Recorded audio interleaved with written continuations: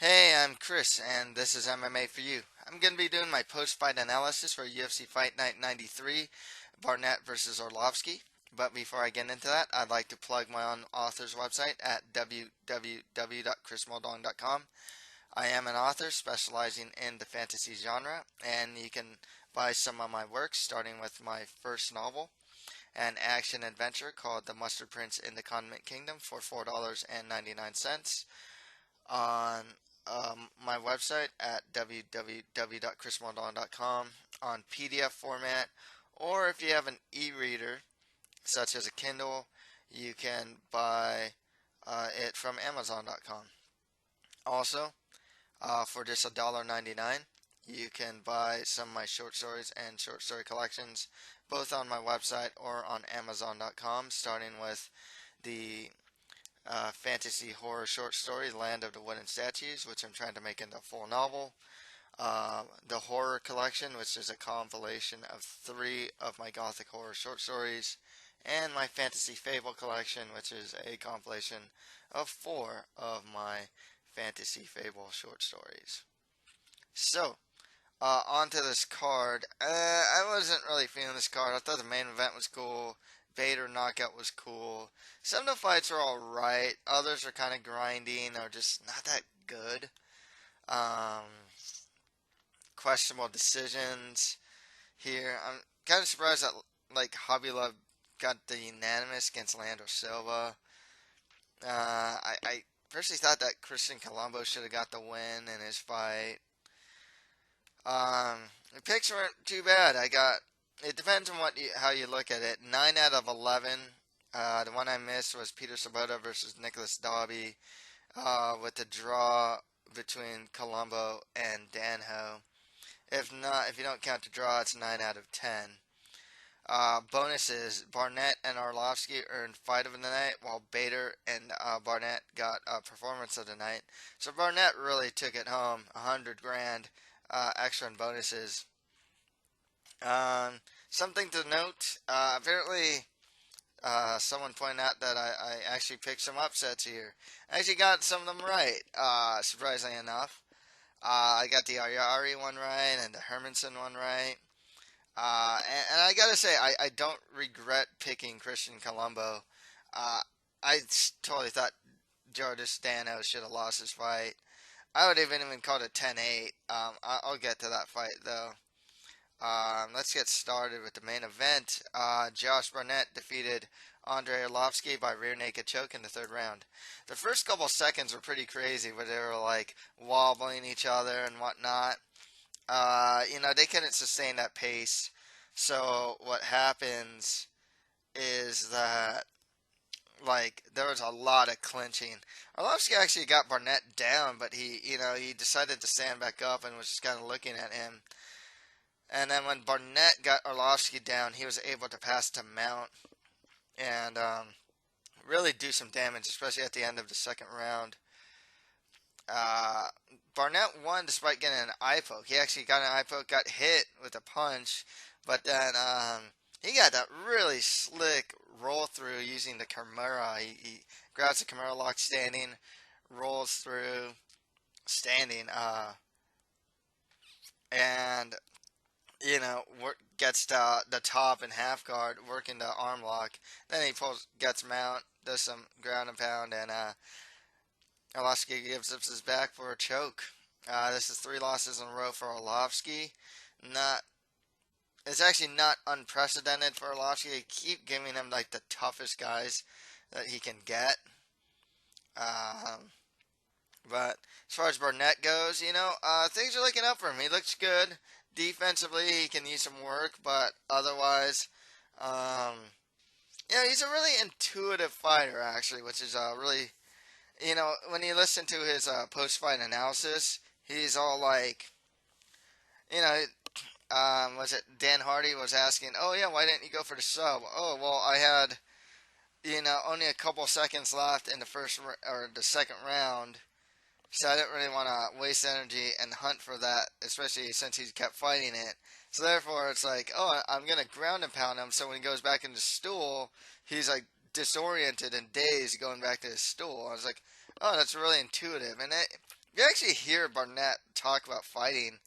I remember there's an article somewhere where he's talking about his fight against Frank Mir and whatnot. He's actually a very intuitive fighter. He's a smart. He's actually a pretty smart fighter.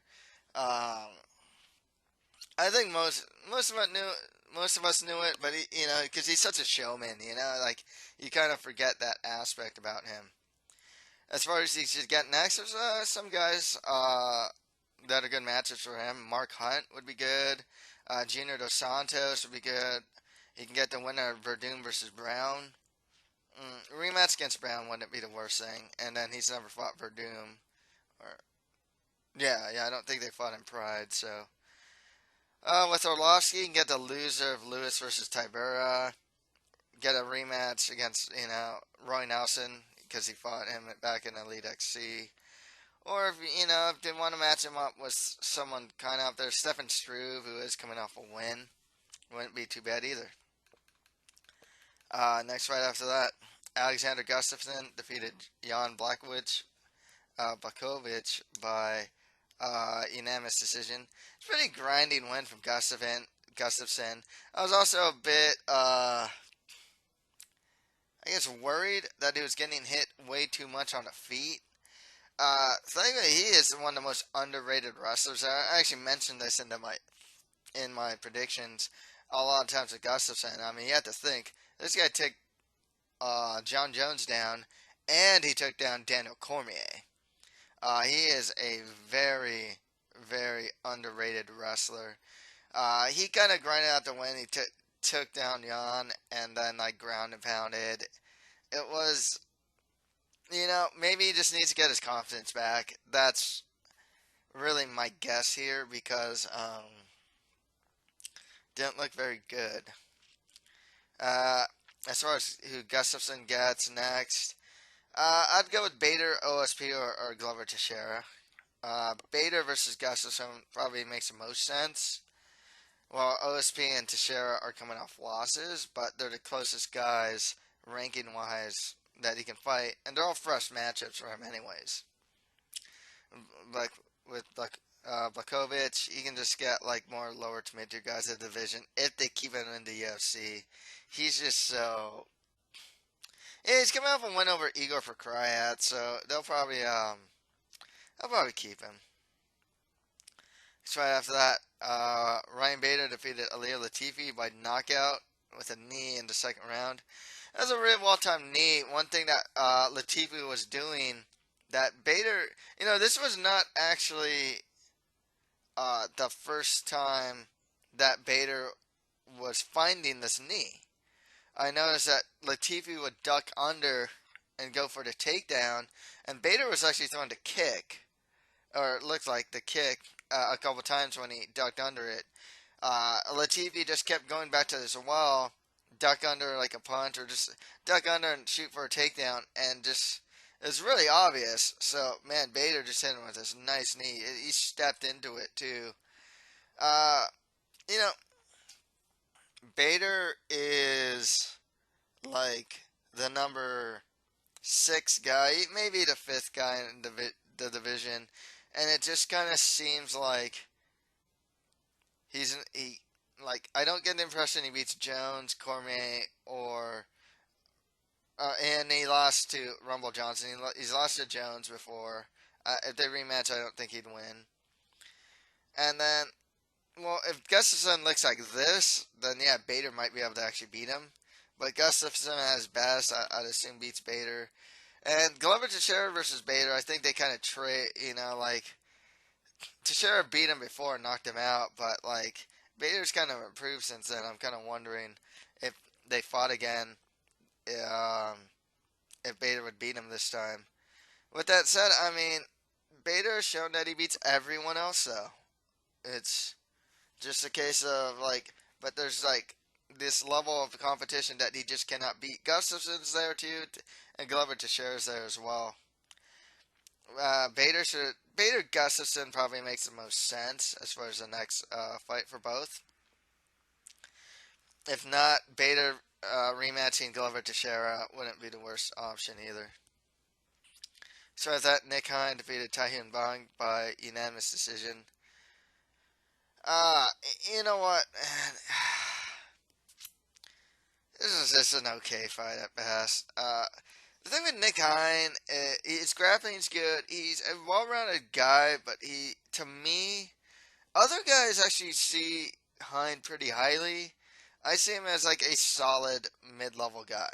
Like he has a solid boxing game, a good judo clinch game and takedown game. He is not a potent finisher. He fights some pretty low-level competition and tends to just like get these decision victories. It just there's something about him that just isn't particularly. I don't know if he just hasn't found his power, or if he doesn't have the ground. Like I don't know if he has a great submission, a deep submission game at this level to beat guys. Um, but it seems like Nick Hine gets placed on these cards, like a lot of European cards. He usually gets matched up against like a mid or lower level guy that he can beat. And, he usually just outboxes guys, good enough to wrestle if he needs to, and beats him. But when that one time he stepped up against Vic, he lost. Otherwise, I'd like to see him get a step up in competition at this point. Get away from the Taihu Bongs and who else has he fought? Just some like, he's fought some pretty no-name guys, just miscellaneous fighter. And get something of a step up. Give him like a Ross Pearson, or like, um, if you want to go even higher, like Evan Dunham, or just someone solid. One of those like really tough Brazilian grinders that are just like really hard to beat, but are like perfect gatekeepers. Um, Otherwise, uh, yeah, just give him to some more like mid-level guys, but a step up in competition. With Taiyu Bong, I mean, he barely stays in the UFC. I mean, he's a guy that is just like barely like a UFC level guy. It's like he's not deeply technical, but he's tough, he's resilient, he hits hard, and he's super game. Um, some more lower tier guys of the division for Taehyung Bong. Down to prelims, Justin Ayari defeated Jim Wallhead by split decision. Um, this wasn't a great fight. Here's the thing why I didn't pick Wallhead, and it's almost because of what I saw here. One, he's not a defensive marvel. Uh, the other thing is, too, he's kind of just like, he deserves to be in the UFC on merit. Skill wise, I mean, he is I'm not saying this to be insulting, it's just the truth. He's just like this perpetual journeyman, and it's like, he's flawed, but he's tough, and he's well rounded, and he's got a lot of experience. And he's really fought around the globe. I think now's a good time for him to be in the UFC. Justin Ayari, I mean, he fights with this hands down style. Uh, a lot of his shots actually went through. He's trying to be something like a Dominic Cruz type. It worked here actually. I thought it worked pretty effectively here. He actually kept Wallhead away with his kicks, and then he'd kind of lunge in with punches. He actually had good success with the left hook, if I'm not mistaken. And he's only 24, but he has a lot of fights. So I don't really know if you can call him a prospect, but Jim Wallhead's always solid win. Still a young guy. Maybe he gets better. I can't say I was very impressed with his performance or anything like that, but it was definitely enough for him to get the win. With Wallhead, I mean, at this point, I don't know if you senior league this guy or what, or make him test other prospects. Like I said, I think I'm still up in the air whether or not he can really beat guys at this level, even at the lower levels of the UFC level. So we'll see. I hate to. I seem like I'm ragging on the guy. I have nothing against Jim Wallhead. Actually, I've seen a bunch of his fights. Um, but just a lot more lower to mid guys of the division for both. Next fight after that, Peter Sabota defeated Nicholas Darby by unanimous decision. Pretty dominant performance from Sabota, and pretty troubling performance from Darby. And it's something that I've been seeing, when looking at Nicholas Darby fights moving forward, he's a guy that was great regionally, but in the UFC, what was effective regionally is just not working here. Like he's tends to be one of the better grapplers regionally. Peter Sabota would took his back instantly. Darby was able to outvolume a lot of guys. A lot of guys here are relatively good strikers. They generally hit pretty hard. Sabota's actually not even the hardest hitting guy, but man, Sabota's pretty good. He can strike, he can wrestle. He's great at taking the bag too. Uh, it's kind of funny because when Peter Sabota came into UFC the first time, man, he was just quite honestly a scrub. And he came back. I mean, he was just beating everyone. At least in the lower levels, and he can beat some solid mid tier guys and lost to Noke, but then he just beat Darby in a very dominating way. He's solid. Peter Sabota is solid. He's one of those guys that I don't know if you can call him a prospect, but he can definitely. I'd like to see him train and break into that top 15. I think he might. He's a guy that I can see actually get something of a win streak going. Darby is a little more troubling because all of his fights are either him getting dominated against Zach Cummins or Peter Sabota and nearly finished, or they're heck, that happened in Darren Till fight too, or else they're just super close. Like the Darren Till fight, he managed to make a draw, but it's really close. And the fight before that against the Brazilian fighter, Zaleski, that was super close too. So it's pretty troubling with Dalby moving forward because when I think about the welterweight division and just a solid mid-level guy at least who Dalby's gets matched up against, I think Dalby's gonna have a hard time. He doesn't hit hard, and his high volume striking leaves him really open to getting countered. And when he gets countered, he's getting dropped. So yeah, moving forward, I'm definitely gonna watch out for Dalby. It's 2 losses in a row for him though, and a draw before that. So I kind of wonder if the UFC. I think the UFC keeps him, but we'll see. Peter Sabota. Yeah, let's see if this guy can make a run to the top 15. I'm very curious. You know, the, his second time around in the UFC looks pretty good. He's just been looking more and more like a solid, well put together fighter at this point. I'd like to see him fight, some more solid mid level competition, whether it's Li Jinglang or Nordine Talib or just those guys. Heck, you can even fight Alan Joban or something like that. Just solid mid level guys. Next fight after that, Ashley Evans Smith defeated Veronica Macedo by TKO in the third round. Man, Macedo looked pretty good in that first round. That kick to the body that shit Ashley Evans Smith. I mean, it showed she could not hide it. Macedo, I think has potential. I'll say this right now. I said in my predictions. I'll say it here. It's just she's too small for bantamweight. She's 5'3". She is very much a 125er. If not, I heard that she's thinking of cutting down to 115. And if she can make that cut to 115, I think she's pretty good. She can kick pretty well. Her takedown defense is still something to. I mean, this fight's not a good judge of it though, because Evan Smith's a good wrestler. She's big for the weight class. Evan Smith is honestly, she should probably be fighting at 145. And it showed. Like, at range, Macedo was better. Once Evan Smith was able to get that clinch, I mean, it's over for Macedo. She looked smaller. She was bullied.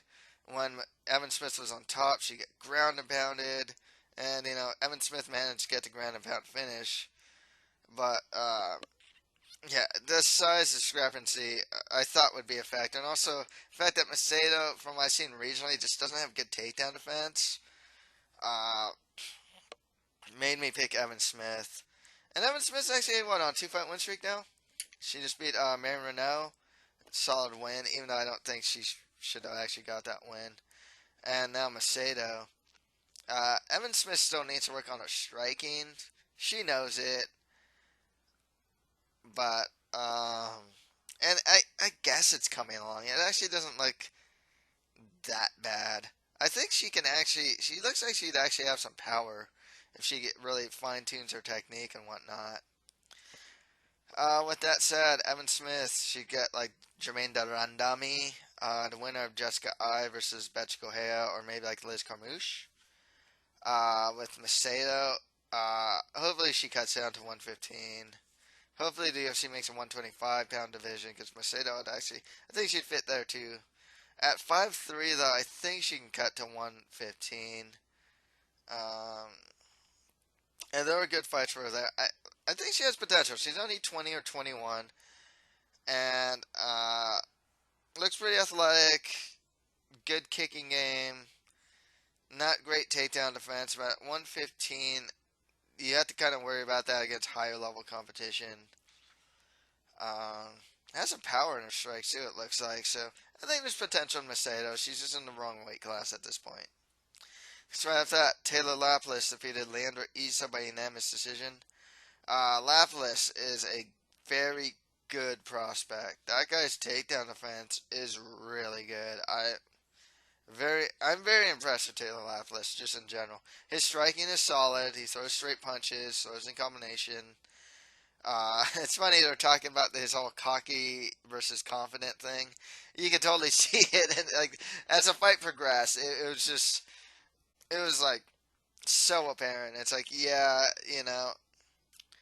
cockiness can be like a fighter's undoing. Leandro Issa went hard for the takedowns early. That's just gonna gas him out. His gas tank isn't that great to begin with, and his defense standing isn't very good. That's why I picked Lapilus. And then, um, once Lapilus was able to get his range going and get his timing, he was able to pick Issa apart. It looked he was going for the finish. He just couldn't get it. But Lapilus, definitely someone to look out for. He lost to Goyito, which is Eric Perez, which is fine. Perez is just one of those guys, very veteran, very tough, and he can wrestle and a bit when he needs to, or strike. So it wasn't like a bad loss, and by any stretch, especially for a prospect. And Landry was actually relatively solid as far as getting a win goes for a prospect. And Lapilus made it look kind of easy, so I kind of want to see him get a step up in competition, give him some more top 15, like some top 15 guys. Jeez, who's in the top 15? Let's just give him some top 15 guys at this point. Jeez, who's coming off a win too? Right now I can't really think who, but with Leandro Issa, if they keep him, is he? I forgot if he's coming off the loss to Yuri Alcantara. I think he is. So he's on 2-fight losing streak, but he's good enough to be in the UFC. Just more lower to mid-tier guys in the division for Issa. Next right after that, Christian Colombo versus Georges Danho was declared a majority draw. I'm not saying this because I picked Colombo I really feel that Colombo should have won all 3 rounds. I thought he should have got that 29-27 scorecard. I thought that was right. I thought from the clinch, he's doing better. He's getting those knees and getting front headlocks on Danho. Danho just gasses bad. I think he has a front runner mentality too. Um, I hate like honestly, probably in the second round, I would have even argued like if they gave Christian Colombo like I think it was the second or third, but if they gave Christian Colombo a 10-8, I wouldn't have argued because with Dano, the fact that he was putting his hands in the mat so many times and just almost like it just seemed a form of like retreating and passivity to me. Uh, I was like, I'm gonna be really glad when that new rule comes about with like knees to down opponent. You have to are gonna change because yeah, Danho is really playing the game. Uh, some people see something in Dana. I don't see it. Maybe if, maybe in like a couple years he'll get a better, deeper technical game. But right now he's like a big guy without a great gas tank who's had just a year of MMA training or something. That's really what he looks like.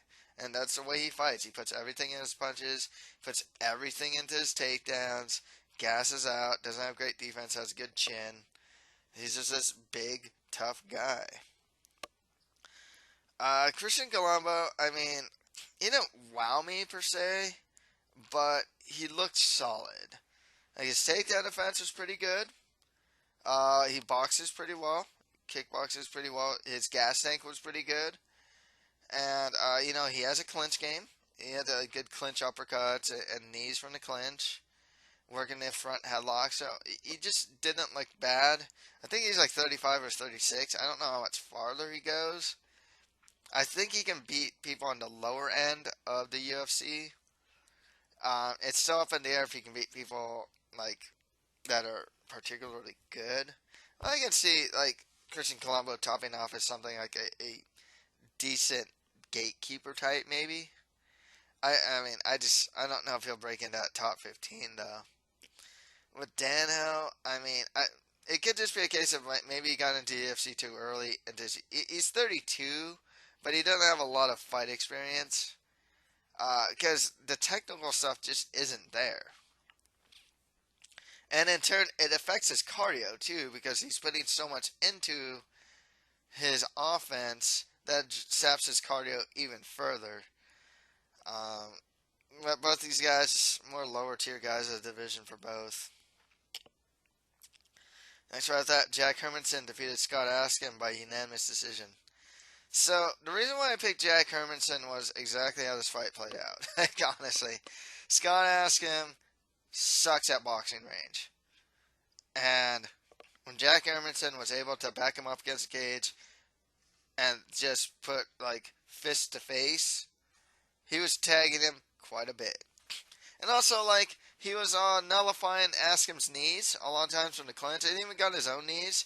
His uppercuts from the clinch are good. Hermanson's solid. He looks pretty solid. I don't know yet. It looks like he's probably going to be stuck where Askim is, and a lot of guys are in middleweight, of being just stuck in, like, mid-level purgatory. Where, like, Sam Alvey's there. Alex Theodoro looks like he's there. The main guy that's there is oh gosh, I forgot his name. The dude that just lost to Talis Leites, like whose name escapes me at this point. Like I can't really tell with new middleweights. It's always really hard to tell. Are they gonna be stuck in that mid-level purgatory where like they can't seem to break out and really like get into like the top 15 or even top 10. Rafael Natal's kind of there too. It's just like he just and Uriah Hall. If he didn't beat Gegard Mousasi, would probably be there too. Or is he gonna be like maybe a Thiago Matos Santos, who's kind of breaking out of that mold? Talos Leites, he just kind of broke out of there. It's really tough to say. I don't really see it in his skill set though. Uh, but he looks solid. You know, Brad Scott's there too. He's another guy that's there. There's just a lot of guys that fit this like Dan Kelly. You know.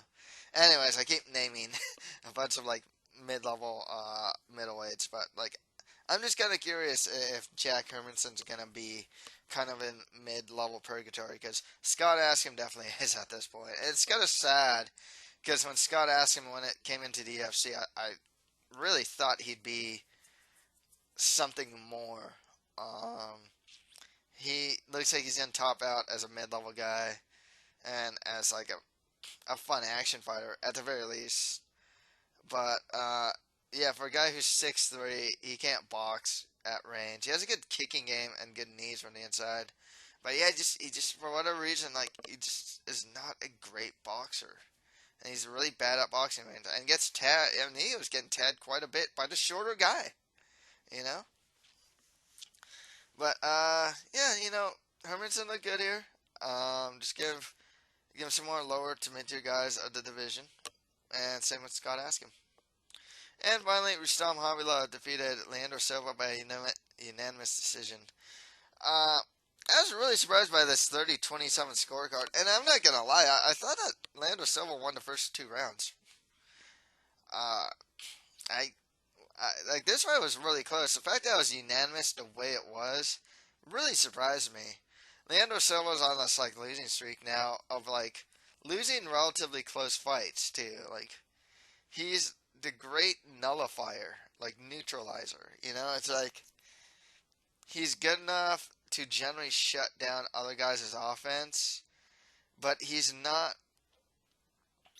He doesn't have enough output in his own offense to really make rounds clear for him. And you saw that in the Jason Sago fight, and you just see this with him in a lot of his fights. Like, he's not a guy that really, again, unless he's against some really like low level guys. Uh, for the most part, he he just neutralizes, and he just doesn't have enough offense, offensive output. That's his problem. I don't know if he stays in the UFC at this point. He's on a 2-fight losing streak. Rustam Havilov is also another guy that probably makes rounds. Like if he can't get his wrestling game going, he's another guy that will. It's kind of like Leandro Silva. He just does not have enough offensive output to do well enough standing. So fights get a little closer than they really need to be. But if Habilov can get his takedown game going, then he can win like clear decisions or even get finishes. But nonetheless, I mean Habilov's still a good fighter, but like I don't know if he's gonna break into top 15 at this point. It just seems like guys are starting to learn how to defend his takedowns a little better, and he doesn't have enough offensive output.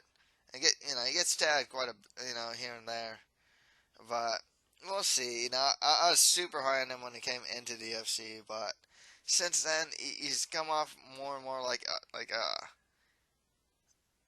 barely above the middle of the pack. And Leandro Silva, if he stays in the UFC, just get more lower to major guys of the division. With Rustam Habilov, I mean, he is on a win streak, so he needs more, get him a higher, a step up in competition. So that's pretty much it for my post-fight analysis for UFC Fight Night 93. If you have any comments, just leave them below. And please check out my website at www.chrismoldon.com or And check out some of my works, starting with The Mustard Prince in the Convict Kingdom for $4.99 on my website or on Amazon.com. And check out my short stories and short story collections for $1.99, starting with The Land of the Wooden Statues, then there's the Horror Collection, and the Fantasy Fable Collection. So, that's pretty much it for MMA for you. Thank you guys very much.